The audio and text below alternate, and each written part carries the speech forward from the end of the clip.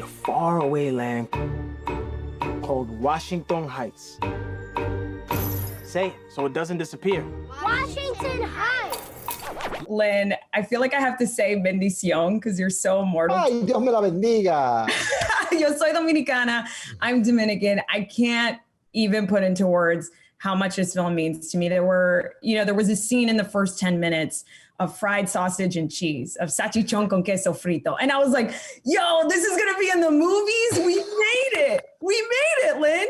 So I had to know, my first question to you is, what was the process like? How did you pick and choose what was gonna make it on camera? Oh, well, I mean, that was a many-year process. First of all, I love that you zeroed in on that because John M. Chu is like, his food porn is unequaled from Crazy Rich Asians to our movie. Like the dinner scene, like, forget it. Like the crackers and the guava, like galletica, I was like, wow. I know. But it was a long process, beginning with Chiara, my brilliant co-writer, who really kind of smartly updated the show. This is a show that existed in 2008, and the world has changed a little bit, and it's in big ways and little ways. Like one, like gentrification has happened. Like there is already the fancy dry cleaner on the block. It's not like it's coming in from the outside, like it's here, punto. Right. And then sort of the other thing is, I don't know, I just think she's so brilliantly just kind of centered our neighborhood from a place of love. I think it's so rare for us to center ourselves and with joy and love and affection. And I think that's in every frame of this movie. And she and John did that brilliantly. Oh my God, you guys nailed it. And you're right. I mean, because this is in 2008 and there's so many businesses that aren't there anymore. You grew up in Inwood, Dykeman area. I have family on 163rd and Broadway. Wanted to know, what was it like going back to Highbridge Pool, which is so iconic? Why was it so special shooting 96,000 there? For me, it was like, when I was a kid, that was just the most chlorinated pool in the history. You come out slightly lighter than you went in. And it's where we would go swim in the summers. And it's, again, I have to credit John for kind of always finding the most cinematic approach to every moment. Like he was on a location scout with Chiara and saw this enormous pool and was like, 96,000? And, in the script, it was on a city block, but John says like, no, we're going full Busby Berkeley MGM musical in Highbridge Park. And I think one of the location managers told me, this is the first movie that's ever shot here, which is wild to me, to find an area of Manhattan that has not been at least in an episode of Law and Order. And we've combed every block of the thing, Right. But it was so joyous to have these songs that are a love letter to the neighborhood being sung in the neighborhood, to be on 175th Street and singing "Look at the Fireworks," to put Abuela Claudia in the 190th Street 1 tunnel, which is so Washington Heights, like. Only in Washington Heights do you have to walk through a mountain for a mile to get to the train. And just to be able to honor the neighborhood with this show that's a love letter to it. It really is a love letter. Even J Hood Wright Park, I was like, wow, this is so wild, Lin. And when you walk through the Heights, it's so funny. This is a musical because walking through Washington Heights is like a musical. There's music Correct. Everywhere. My mom says, America runs on Duncan, our people run on music. And I noticed that you mentioned Juan Luis Guerra in the film, which a lot of people don't know is kind of like our Beyonce. And he 100%. Has this song. He's like if Beyonce and Bob Dylan were the same, like it's exactly that. And grew up adoring his music. It Won't Be Long Now is like me doing my best impression of a Juan Luis Guerra, like horn chart. Right. And so, yeah, it really is a love letter to that. I'm so glad you brought up J. Hood Wright Park. I play with my kids in that park all the time. And I remember when they started rehearsing When You're Home, which by the way, I wrote after my third date with Vanessa, who would become my wife. So it's really the story of us falling in love with that song. And I remember, I live not far from there. And I said, honey, I know you're at work, but like, you have to get over here and see what they're doing. And she sort of raced over, and it's very hard to tell the story without crying. And she looked and she said, that's my grandmother's building. And I said, yeah. And she goes, my grandmother's building is going to be in the movie. Like it was like that, like every day. Just like these like little like sort of moments where you realize how many layers of your lived experience are going to be reflected in this film. Honestly, it makes me cry too. Like even just hearing Juan Luis Guerra's name, like I was telling you, he has this song called Visa para un Sueño, which reminds me of the story of like In the Heights. And I was wondering like how you got the inspo, you know, for the music and how you mix all the genres that come from our countries, merengue, bachata, salsa, and you just beautifully melted it together and told a story. It's so incredible. And, you know, for like you were saying, we've seen so many movies take place in Manhattan, but we rarely get to see this part of the neighborhood. For a lot of people, this is going to be their first movie going into theaters. So why is a movie going experience so important for this film? And what did going to the movies mean to you growing up? Well, it's important because John M. Chu dreamed big. Like at every turn, he just was like, you know, he said, these are everyday characters that we know and we can consider family, but their dreams are massive. And again, like we're so used to as Latino creators being like, ay bendito, give us 3 million and we'll make it the indie version and it'll be okay. And like John was like, no, this is a big movie. Like we need them to dance up the side of the building. You know, he just dreamed so big for us. And so I think the biggest screen you can find it on while like still feeling safe, like again, your safety is paramount. And I think that what I'm excited about is I think theaters are opening up again and people are feeling safe going to the movies again. And like, it's there for you to then go watch that scene again when you get home, that scene you loved from the big screen version. So, and then there's just like a million Easter eggs to the stage version and so many other things. There's a little Hamilton Easter egg in there. Like it's just so much that it'll benefit from repeated viewings. But yeah, I can't wait to see this thing at the United Palace on 175th Street. That has been my dream for as long as this thing has been a movie, to watch it in our great old movie house. Pop the grate at the crack of dawn, sing while I wipe down the awning. Hey, y'all, good morning. I literally got chills watching the film. And there are moments in the film like where your character is saying things like fuacata, fuacata. And I was like, I can't believe this is being represented on a big screen. Like it literally is unbelievable to me. Wanted to know, like, did you have moments like that while you were filming or when you watched the film back where you were just like, wow, I can't believe this is being represented on the big screen? Yeah, for sure. Yeah, I mean, like a lot of some of those moments, like I just like did on the spot, like because that was just something I would say or something, you know, like that kind of thing, you know, or like Kiara had it written and I would like read it and be like, yo, that is crazy. Like that is definitely something we would say there, whatever. Like, you know, it was dope to like to be in like be in a piece where like the vernacular was so familiar to the one I grew up with, you know, like where people are doing that, fuagata, yo, was good. Like, you know, and the music and the pulse feels like music I grew up listening to. And you know what I'm saying? Like that for me was one of the best parts of doing this movie because, you know, like people ask me, they're like, yo, how did you prepare for this role? I'm like, prepare. Life prepared me for this role. Like you're not listening to everybody. Everybody sounds like they come from my neighborhood. You know, we all, you know, and that is what, you know, that was the best part about doing this film, man. It just felt like every single day, number one, we got to shoot at home. I was home. I was in New York, you know, shooting. And, you know, my mom's in this movie, my sister's in this movie, like, you know, like it don't get any more authentic than that.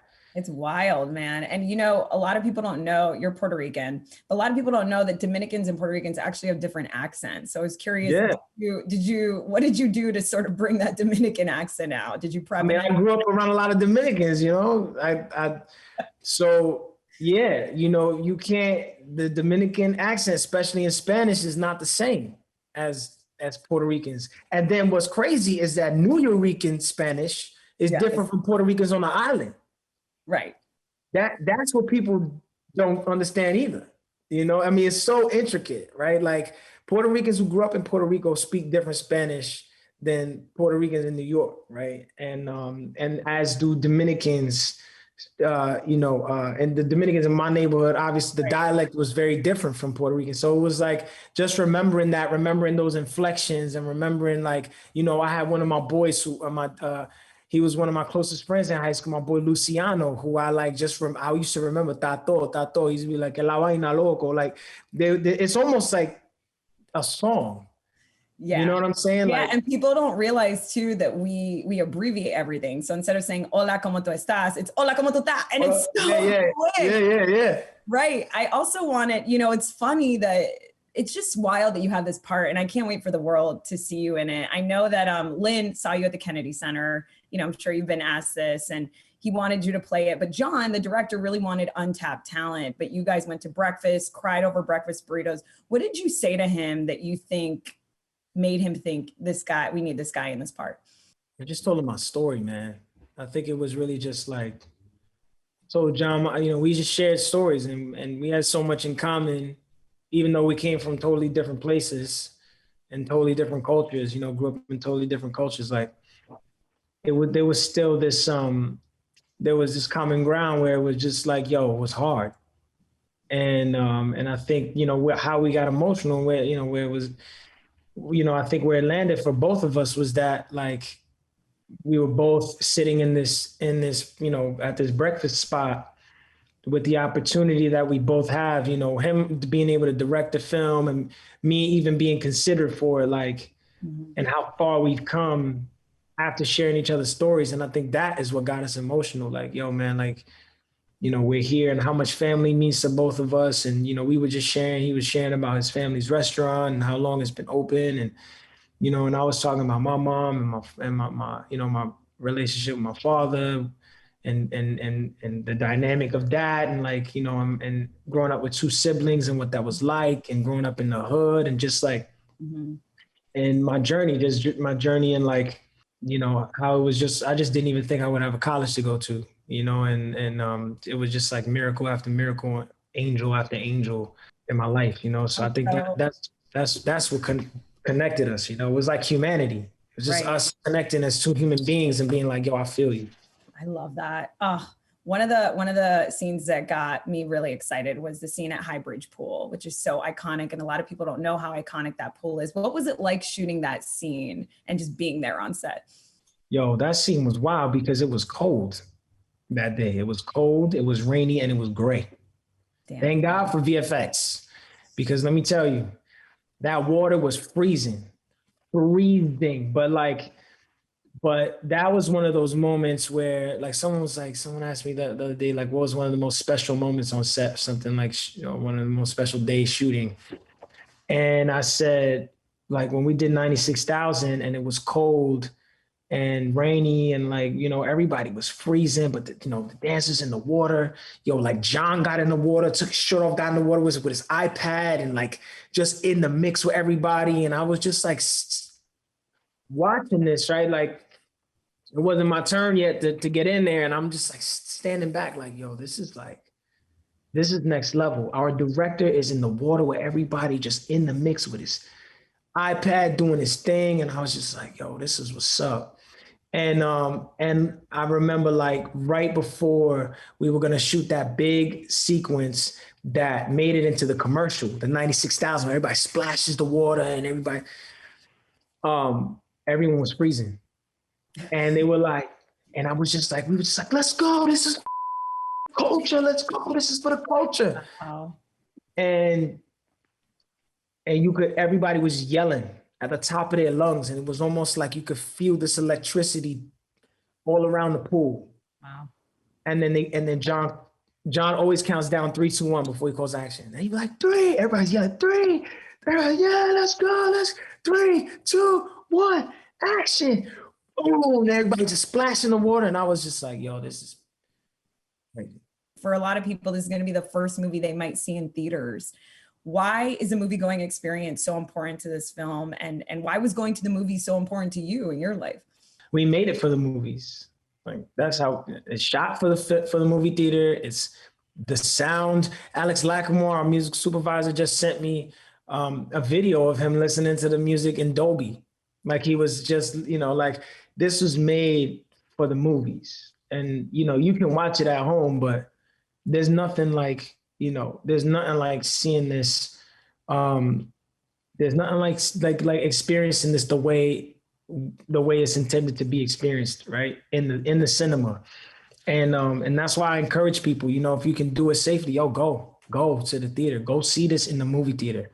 Do not let your first experience be on HBO Max. And look, yes, it'll be fine there. It'll be totally fine. And people have tons of amazing TVs.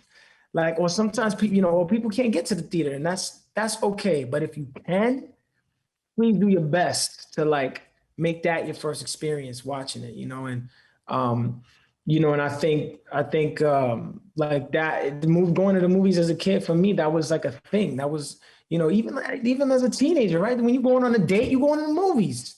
Especially if you ain't got a lot of bread, you like, hold on, let me save up a little bit to get this little ticket, get me this ticket, right? I got enough for popcorn and a Coke. Make sure if she get hungry, a little chicken tenders with some fries or whatever, depending on where we go. If we go to AMC's, that's nicer than the local theater. You know what I'm saying? So it's just, it was, the movies was, that was, it was an event.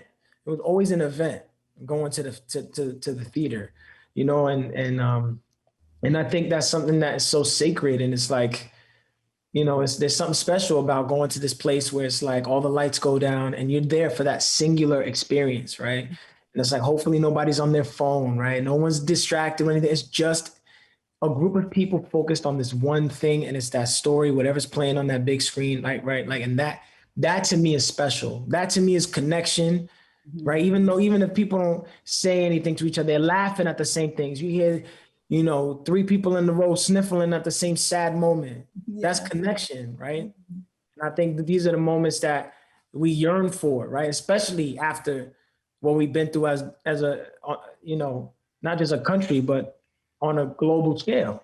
Mm-hmm. It's like, yo, let's get out. Let's get to the movies. Let's get to the theater. Let's go to shows. When the artists get back on tour, when we get back on tour, let's go. Come on. I think that's because it's human connection, man. That's what's most special, I think, about life, is like connection, life experiences and relationships. Mm-hmm. Yo, here's your chance. Ask her out right now. Hey. There's something on your shirt. The way you captured the essence of our culture and the beauty of the Heights just meant so much to me. Even seeing a shot of fried sausage and cheese was... Yes, I'm so glad you noticed that. It made me emotional. I was like, Salchichón con queso frito is going to be in a movie? My mom's going to die.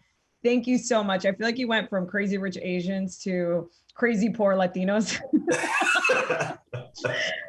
When you watch this film, you very much see Lin's musical style, but you see your style too. And I feel like your experience in music videos really shines through here, and both styles just mix together so well. So I wanted to know, what was the pre-production process like in figuring out how to merge both of your styles and bringing this story to the big screen? Yeah, I think we embraced that we were both storytellers. I mean, it's her voice a lot of the times, and I spent a lot of time with her figuring out, where's the source? Like, why do musicals exist? It's not because it's a performance. It's because it comes from a truthful place when words aren't enough. And we had to pick a cast that could ebb and flow between dialogue and music and dance so effortlessly you didn't even know they were crossing over, and that they understand that in order to express a moment that it had to come from that place. So it was a lot of, hey, let's make this together. I'm not going to paint a picture and let's just do that. It's, all right, Anthony, what's that? What does it feel like right now? What is it? Will you express it here? And then Lin being like, I got a lyric for that. And let's use, so the song will go into that song, and then me saying, okay, well, I can shoot it in this way to help express that. It was all of us talking all the time. You nailed it. You mentioned obviously Anthony and the cast, and what I love about you is you love working with untapped talent. Thank you for giving us Henry Golding. But tell me about that breakfast you had with Anthony. Tell me about what he said to you that you were just like, man, this is the guy for this part.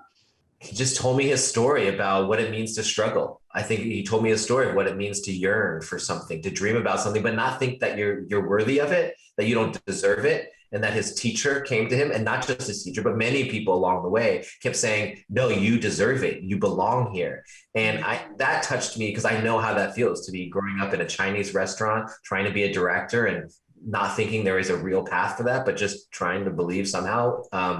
And you know that the community, the family, the people that have rested their stories on you, that you have a responsibility to carry that forward. And that we don't know whether we're doing is right or wrong because no one's there to help us. And I just think that we shared that, and that if we knew we could communicate that through In the Heights, through Lin's lyrics, through Kiara's writing, that we could speak to a new generation that was feeling that same thing and tell them that they're not alone and it's okay whatever path they're choosing to be, because they're the ones who are going to define what that road is.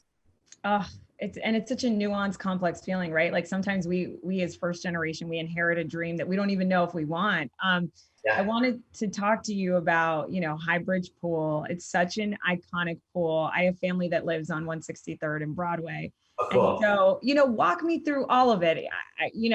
Been hearing stories all day about how you're in the water, you have the iPad. What was it like taking that on? It was such a massive undertaking. Well, it wasn't scripted there at first. I was getting a real genuine tour of Washington Heights from Kiara, and Lin was showing me the places where he used to shoot his home videos, and we were getting their best cafe con leche, and we were like, what's that building down at the end of that block? Which is the end of the block of where we're actually shooting. And Kiara's like, oh, that's Highbridge Pool. So we're like, let's go check it out. So we went there, and when you open those doors and you see those pools, I was like, I've never seen this. This is crazy. And they're like, really? I was like, this is incredible. We have to do a number here. And we started as a joke, but Kiara and I, as we're driving in the van later, we're like, that's not a joke. Like, we have to do that. We have to bring that Esther Williams thing here. We have to show that Latinos could have been starring in these old musicals back in the day and been just as good and just as beautiful in all its shapes and colors, and the shorts could be mismatched and the towels can be all different colors, and it was going to be just as brilliant and gorgeous. And to me, like, that's what the whole show is about. So why not do that? And to have ballerinas, both men and women, in sneakers and tattoos, like, that cut through all the facade of what a musical is and says it's the essence of what you're feeling that is a musical. And so we had to fight the rain. It rained a lot that day. The cold, of course. 500, 600 extras, towels that had to keep them dry so no one got hypothermia. Kids ages 5 to 80 years old. Fire marshals, because we had barbecues. I mean, it was a massive, massive undertaking. It's literally the coolest thing ever. I cannot wait for people to see 96,000 on a big screen. And speaking of big screens, this is probably the most New York movie we've seen in a while. Why is that important? And why is the movie-going experience so crucial to this film in particular? My favorite thing from hearing feedback is people saying, this is the most authentically New York movie I've seen in a long time. Because to me, I'm like, you want to know why? It's because the Latinx community is New York. It is New York. Like, it's not Woody Allen. It's this neighborhood. It's like the biggest compliment and the biggest like thing that shows that we did what we needed to do. Like, that life, that spirit, that they treat you like family when you're shooting on the street. They yell at you like family. They invited my mom, who was sitting on I told her, don't move from this stool. And I went to go shoot the movie. I came back. She's upstairs drinking beers with like the family upstairs. Like, they just invite her up. That's unity. That's America. That's like real life. And so that was really, to share that has been really fun. And I think that movies in general are really important. I love streaming, of course, but movies' place in cultural change is undeniable. I experienced it with Crazy Rich Asians, but really for this one, I knew that the details, the food, the pattern, the clothes, all was really important. Allowing the audience to catch up to our characters about, you don't have to put a subtitle for everything. Just the word is the word, and go with it and learn. But in the end of the day, it's AT&T and Warner Brothers that has to promote a movie with the people who look like this and these shapes and sizes, to say they're worth your time, your money, the effort to go sit in the dark and learn about them and see them and celebrate them and want to be like them after, and look them up after, and look up the music and learn how to dance on YouTube salsa. Like, to me, that is the power of a movie that changes stuff. So that's what I'm excited about. John, that just gave me chills. And I know that you didn't want to celebrate the success of Crazy Rich Asians. I read a couple of things on the internet about that. I hope that you do feel in your heart that this is a success, because it is to me, and I can't wait to see it with my family, and I can't wait for the world to see it. I feel like finally it's like our turn, you know? Hearing you talk about the food and that breakfast scene, to me, we had a huge discussion about that. We've got to squeeze that shot in. What's the close up? What kind of food is it? Like, that means that all the effort, the extra effort that we took, that a lot of people wouldn't understand, was worth every minute of that. That's where I get the satisfaction, not the box office. We all had a sueñito. And when it came to dreams, we had to keep scraping by. My first question is for you, because for you to tell Nina's story, a first generation Latinx story, I feel like we rarely get to see those on screen. What was it like for you to tell that story, and how did it make you think about your own experience? And did you think about your own experience differently after that? Most definitely. I'm still processing, thanks to Nina. Nina gave me so many gifts. I came to discover myself in a lot of different ways, thanks to, having to delve into Nina's story. And it really was a time where I contextualized a lot about myself and my upbringing and what it means to be first generation Latina Americana and be from Dominican parents who, my grandma moved to New York. And my mom, built her community there in the Bronx, and ended up having a business in the Bronx, right in the same building that my grandma moved to. And that was our Block experience, and connecting all those dots to what, Nina's going through, and feeling, her sense of responsibility with her community, and going out into the world and taking her community with her and not just leaving it behind. It put into context all the sense of responsibility that I feel in a way with my family, that we all feel, we always want to put, I know Corey feels the same way. We always want to put our best foot forward. We want to represent the family. We want to, do it for our ancestors. We understand to some degree the sacrifice that is taken for us to even have the opportunity to dream this big, and to do things that we've never seen our family do before. But we also, feel the daunting, expectation of even though you don't have a path to follow, you are the path created, and so throughout the process of trying to do my best on my first film, and discovering Nina and not messing it up, I definitely was feeling the same things that Nina's feeling in her story, along with my family, while they're calling me up and they're like, yo, you dancing? Are you doing the rehearsal? And te falta ese pasito? No, esa vuelta? No, again. So it was very, very synonymous with what I was feeling, was very synonymous with the feelings that Nina feels in the film and in the story. God, that just makes you feel just so seen, and how sometimes we all inherit someone else's dream, and you feel like you got to carry it on. Corey, what's so cool about Benny, and I know you grew up in Harlem, is that he kind of brings this everyman's perspective to the movie, I thought. But I wanted to know, did you have to learn Spanish? Did you have to learn how to dance merengue for this? Well, I'll say I grew up in DC. I lived in Harlem, but I also lived in the Heights for years. So it was so that was a bit of coming back home when we were shooting. I did, have to learn my little Spanish here and there. I tried. Más o menos, I tried. I did try to do what I could. But that's also Benny's journey too, right?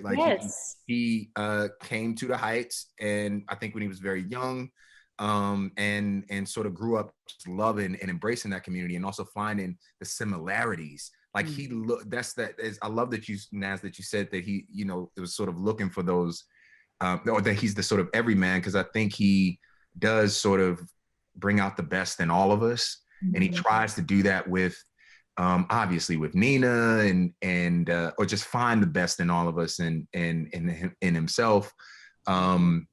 he's also like wondering why people are like going away when this is the best, this is it, this is home, this is where we dream biggest, and our dreams start and can come true. And just reminding people of their worth. I just love that about Benny. He's a hustler, he's a go-getter, and he's just full of life, and I try to live that way as much as I can. But yeah, it's just an incredible experience to be able to kind of bring him to screen in all his three-dimensionality. Yeah, and you killed it. And speaking of full of life, let's talk about this pool scene at Highbridge Pool, because it's so iconic, and I just felt like it was such an undertaking. Yeah. Want to hear from both of you what it was like filming that, any anecdotes you can share. It was crazy. Well, yeah, Leslie came to set that day. I came to set. I was not a part of this number, but I came to set and was just blown away because I got there and John was in the pool along with all the dancers freezing. I remember Sonny Gregory was in there doing his all his bone breaking stuff, cutting and all that, breaking it down. And John was in there. It was a very, very cold day. Like it was. I'll let you tell the story, but I was blown. I'll just say, like, first of all, shout out to Chris Scott and our incredible choreography team. They make the dancers in this film make this film. I wish they could be up here speaking about this process as much as we, because we were rehearsing that before we got to Highbridge. Then we got up there and then it started raining. It was the coldest day of the year, supposed to be the hottest day of the year. It was the coldest day of the summer. But we made it work. And like, we had ice cream trucks brought it. Like, we were just like living our best lives. We had music. I didn't want to take my shirt off because I was like, John, you got me taking my shirt off on camera. So I didn't eat. I was trying to be on a diet for like the entire movie. You held out. Because it was towards the end. And then we get to the end and then it starts raining. When we get there, they're like, sorry guys, we got to wait another 4 weeks. I'm like, no. So then, hold up. I'm on a diet. Then when we finished, we finished the scene. I just remember us all, it was just one of the best days. And then we all went to the trailer and there was a McDonald's up there off of Broadway, that McDonald's right there on that corner. And we all just ordered McFlurries and like pigged out. We just went to town because we were like, whoo, we're done. This is going to be one of the first movies people might be seeing in theaters. Why is the movie-going experience so important for this film? And what did going to the movies like mean to you? Why was it important for you in your life? Oh man, it was so important. That was like our family treat, It wasn't every day that we got to, my parents, would rile up the family to go to the movies. So when we did get the chance to and get, my siblings together, we're a big family, it would be a little moment. And I just think that this movie, I'm so glad that we waited, especially after the year that we've had. I think is exactly what everybody needs, this jolt of just hope and joy, and like it's almost a vaccine full of hope and joy for everyone that we all need, and it's even more timely than before, and it's something to be experienced together as a community, because that's what our movie is about, even more so than when you watch it. I love that we're going to get to watch it at home, but I think you definitely want to see this movie on the big screen. Yeah, and it's a blessing to be able to be that film that people come back to see, because again, like she said, after everything we've been through, this movie has been a long time coming, even before we started shooting. So for people to finally get up there, go see themselves, celebrate the culture and celebrate each other, it's exactly what we need. And filmmaking, to be able to jolt us back into sitting in the theater, the lights dim, and it to disappear into an experience. Nothing like it. So I can't wait for people to experience it. Maybe this neighborhood's changing forever. Maybe tonight is our last night together. However, I just want to see the whole world through her eyes. There were moments in the film where even when everyone's singing Alabanza, right, about Grandma Claudia, where I was like, wow, I can't believe this is going to be on a big screen at the theater. Did you have any moments like that while you were filming, Dasha? Or was there any like prop scene or moment where you were like, wow, I can't believe this is going to be in movies? Absolutely. And it started even at the rehearsal. And nada, yo no sabía que tú eras dominicana. Sí, yo soy dominicana. Oh, we got to connect, honey. We got to connect. I like connecting with all my people. Okay, Well, you know, even at the moment of rehearsals, there was moments of like a lot of energy, Right. mucha energía, a lot of, wow, this is our music, this is happening. When we were rehearsing like the big scenes with it involved everyone, and we had to like incorporate the flags. Those were moments that like you can't explain, the goosebumps and the moments of wanting to cry, because it's not like, even throughout the movie, right? When we would watch the trailer, like I couldn't contain myself, and just for some reason, the emotion that it evoked on the screen of like, it's so gratifying and validating, and like it also not only adds to being proud, but like it kind of wakes you up and allows you to understand that when you have a dream, all it takes is for one person to take a risk, to believe, and it starts with you. And from one little idea, huge things can happen. And this is a huge moment for film. Yeah. It was a huge moment on Broadway, but it's a huge moment for film. It's a huge moment for Lin, for the writers, for the actors in it as well. And for me, being in a neighborhood where I spend most of my time and growing up and seeing the change that has happened, being able to film there and give that to the community was very satisfying. Yeah, I don't think people, I mean, I know you worked at a medical center in the Bronx, so it just must have been so surreal for you. You know, your character works in a salon. I was trying to explain to people I know, a lot of people don't know that people travel far and wide to have a Dominican person do their hair. What was it like? Were you guys in these salons in the Heights? Were the people in the background people that work in the salons? Can you tell us about like filming in the salon?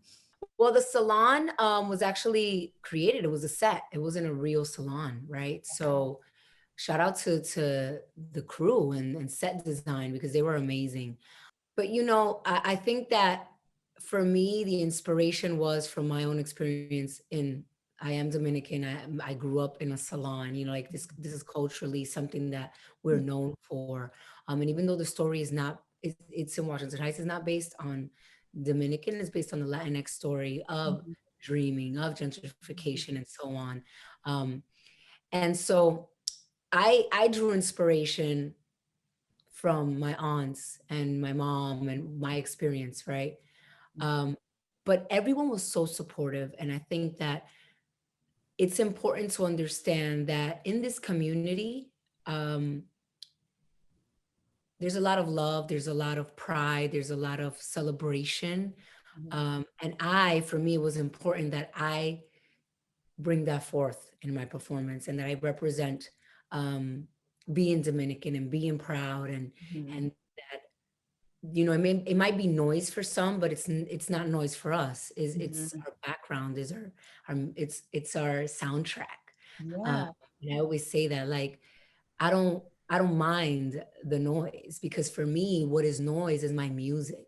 You know, coming from DR, where we have 3 genres that you know, we're pretty much a country that has 3 genres of music that we created. And you know, I embrace that, and I'm very proud of that. And being in Hollywood and being part of these huge films, you don't get exposed to that. You don't get to carry that. You have to kind of like, you kind of have to put that away. You know, you gotta like put it under the rug. Right now, that's not what we're looking for. We don't understand it.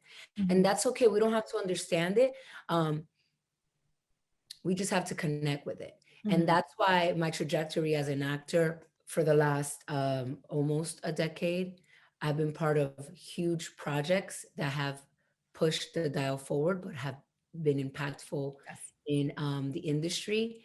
And being part of my first musical, you know, as a dancer, singing, very insecure. I even had moments where I was sabotaging myself and not really vocally showing what I can do. And I'm, you know, Naz, I'm being very, very honest and vulnerable, because I think it's important for us to understand that you're not only an actor. There's a lot of other things as a woman, as a human being, that you bring forth to these projects that make the character what it is. And I respect what Kiara wrote and Lin put together alongside John's direction. But I also had my own initiative and my own intention, and that was that I have to serve the authenticity right. And I'm not just only, Dasha Polanco advocating for diversity. I'm Dasha Polanco, Dominican immigrant that has had the opportunity to be part of such an amazing project, alongside all the pushback and all the obstacles and all the adversities. And it goes to show that one person can do as much as they can do, and I'm my only limit. Right. So for the salon and for all that, I drew and I also respected it, because it's just not being a salon girl. You know what I mean? There's more to that. 100%. And that's what makes me so happy when people like you are cast. And I know you preach this to your children, and like, it really is so inspiring to like watch you do all these projects that mean so much to everyone. Like you were saying, not just Dominicans, the whole Latinx community, especially in the Heights. I wanted to ask you about filming at Highbridge Pool, because that pool is so iconic. And I don't think a lot of people know about that. So can you talk to us about what it was like filming there and that number, 96,000? Well, 96,000 is a huge record hit. I mean, like it's a fave, right? Being there, first of all, the weather was not being nice, right? It was cold, it was still raining. But being there in that pool, being in Highbridge Pool, it was just, you had moments for me that I still have to take a moment to myself and say, wow, like I was just here. You know what I mean? Now I'm like, you can't make this up, right? Watching the neighborhood, watching how much people were proud and in support of, and, they weren't bothered, because this was about being in the Heights, right? And about seeing us, and they saw us, and people were willing to like, even, do you need something to drink?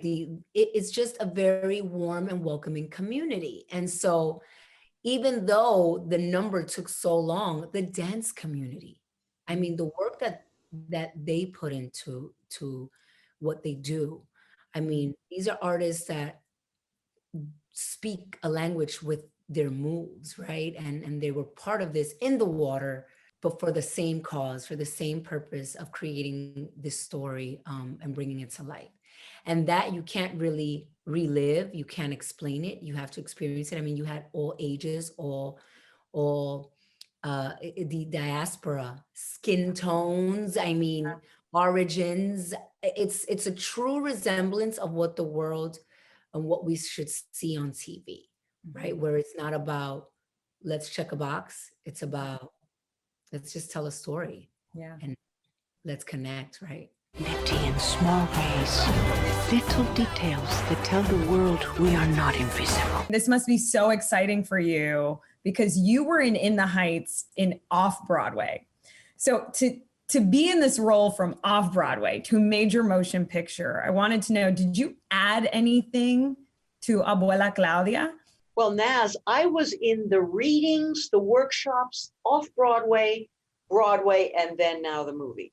So if you can imagine, it's been quite a journey. Yes, the movie has some surprises that are just a little different from the play, and John's vision, John's cinematic vision. I had to kind of step up to that enormous vision that he had. The way he broke the fourth wall, and the way he just padded that song. But the feelings of that song, which is a very special song to me, that I personally had to grow into, because when I started this project, I was playing another role, and then they couldn't find an older lady to play Abuela Claudia, and they auditioned me, and then the rest is history. But it's a very special song, and all the emotions and the depth have to be there. It doesn't matter what's going on around you, because there was a lot going on around me for the movie and what they did with that number. So you have to stay, and it's very emotional for me, because I can relate to some of it, and I brought in all my my aunties and my grandmothers and my mother and all of that there. And so that it's packed with emotion, you have to be very, very focused in telling the story and let the team do whatever they're going to do around you. I don't know if I'm answering your question. You are. I mean, people are going to see things in the film that they haven't seen before. Do you feel like the character has changed? Like, have you brought in any new stuff, like in all these different iterations? There are some differences, slight, just very slight differences in some of the scenes that I have in the movie, just because it's a movie and you can actually sit on a stoop, on an actual stoop in a New York City block. Mm-hmm. And you could go inside an establishment, because there's one of the themes of the movie is the changing neighborhood, gentrification. Mm-hmm. And so that's something that's a little different from the play, right? That I got a chance to do. But as far as I think the character is the same. It's just the medium of the movie allowed me to kind of expand my wings a little bit and kind of settle in that medium a little bit better. It's just, there's more you can do, Right. I know how personal that was to you. I'm Dominican and I have family in the Heights, and that tunnel from the 1 train on 191st Street is it's just so iconic. And I thought about you because I know you're Cuban, and I thought about how you were probably thinking about your mom while singing it. So it's so cool to hear you to speak to all that. And I really feel like you really brought that in everything. For a lot of people, this is going to be their first time seeing this part of New York on film. And it can also be a lot of people's first time going to the theater to see it. So why do you think the movie-going experience is so important for this film? And what does going to movies mean to you? Like, how important was that for you in your life? I miss going to the movies. That's one thing that I do. I'm a moviegoer during the day when there's 5 people in the theater. That's my favorite time to go to the movies. And in New York, I just walk there and go. And that was one of my maybe favorite things to do. I'm looking forward to doing that. And I hope everyone will see this movie and in the movies, because you have to see it in the biggest screen you can see, because those musical numbers are huge. It's so important to have this diversity of this movie and to have the Latino culture be seen by so many people, just by everyone in the United States and abroad, and to see that we love our family, we love our community, we're funny, we're smart, we're hardworking, and to have everybody understand us a little bit better. We're like everyone else, right? We have the same issues. We want we're reaching for our dreams. Sometimes we accomplish them, sometimes we don't. We're trying to, we came here as immigrants, and we're trying to have the American dream, and we're working hard. And I'm so happy that the world is going to see us. Me too. During the musical number Alabanza, I was like, I can't believe like Alabanza is gonna be like in a major I know, right? It really is just so wild. There's a phrase that the character Nina says, and she says, "Let me listen to my block." And I wanted to know, in moments of uncertainty, or when you have fear, or when you're feeling discouraged, what grounds you? What brings you home? For some people, it's listening to their block. For other people, it's a smell. What is that for you? Well, that's a great question. And I just want to say, Chiara Alegria Hudes, I love her writing, and she really brought it. She brought it home. For me, what grounds me is nature. And I need to, I like even this morning, I had a very quick, because I had to be here, I had a very quick stroll in Central Park. Mm. And I during COVID, it's just like I discovered trees. I'm like, I don't know what it, and birds and nature and margaritas too. Because I don't drink, but during COVID, it was like, Mm-hmm. But being surrounded by nature really grounds me. Do you think this movie is going to ignite a movement to save the neighborhood? Because gentrification is like a real thing that's been happening there for a long time. I really hope so. I hope so. And Lin is such a champion of that neighborhood, and he's already saved a few places himself, single-handedly. So I hope so. It's my wish. This is the moment when you do better than me, because you can see a future that I can't. I wanted to ask you about first Chiara Alegria Judes, because you actually worked with her on a musical called Miss You Like Hell. So what was it like working with her on this, and how much input did she have in the film? Did Chiara have? Chiara wrote the book, literally. Chiara's a magical, mystical being. She is, a soul sister to me.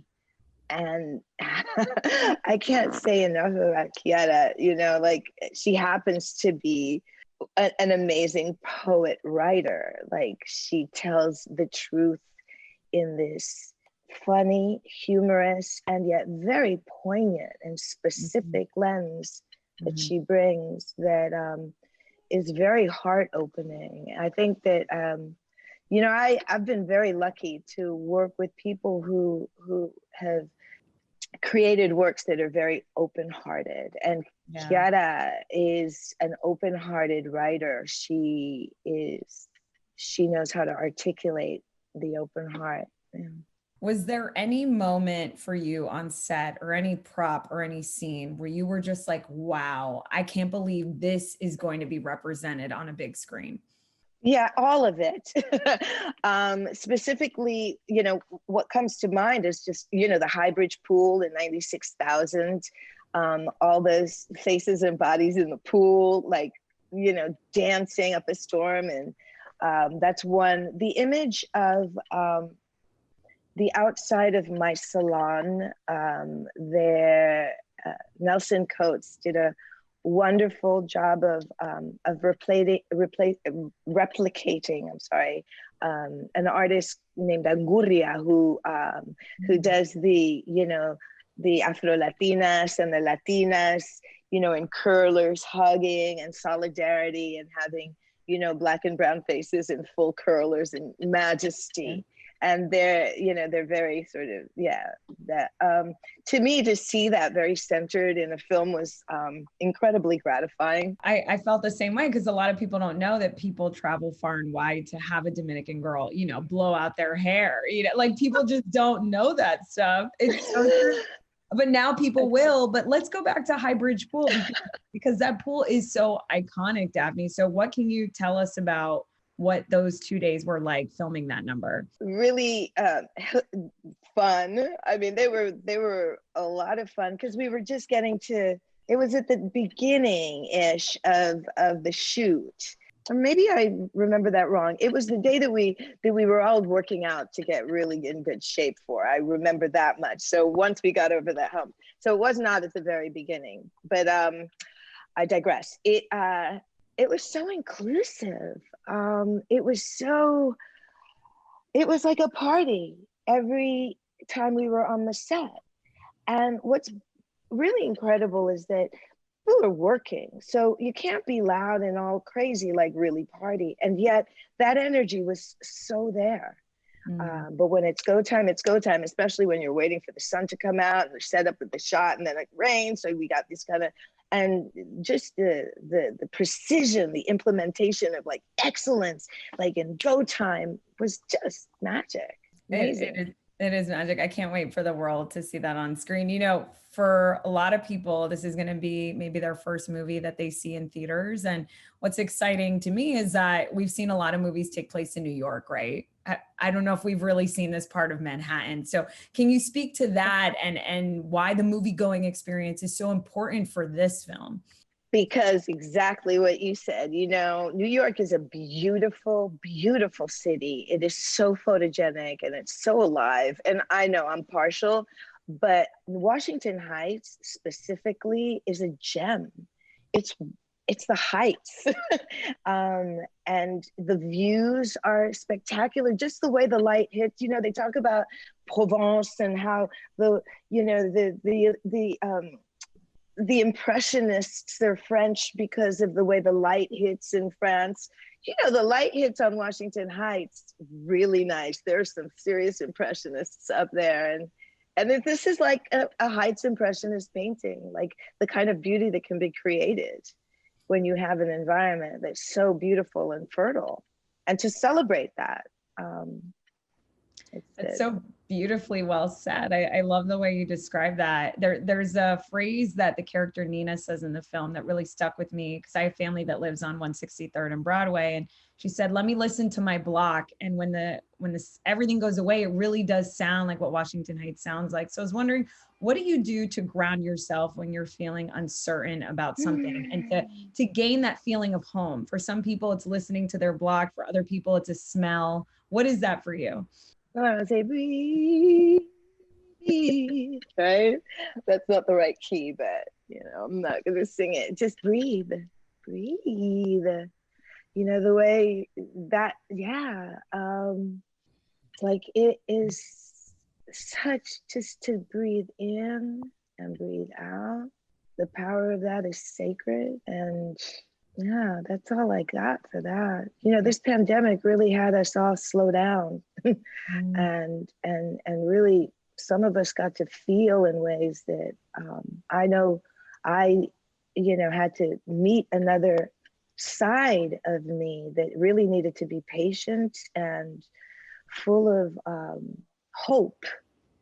You know, that was actually a tool. It wasn't coming, you know, putting my head in the sand or anything. It was an actual tool. And I think this film illustrates how that works in people's daily lives on the daily. This is crazy. The best days of my life.